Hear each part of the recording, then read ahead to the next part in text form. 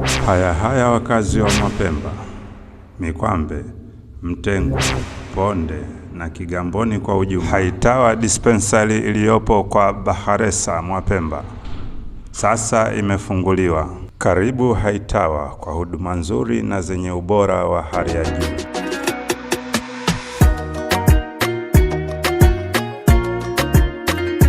Ukiwa Haitawa Dispensary utahudumiwa na madaktari wenye uzoefu, taaluma na upendo wa hali ya juu. Haitawa Dispensary, vifaa vya kisasa na maabara safi. Afya yako ni kipaumbele chetu.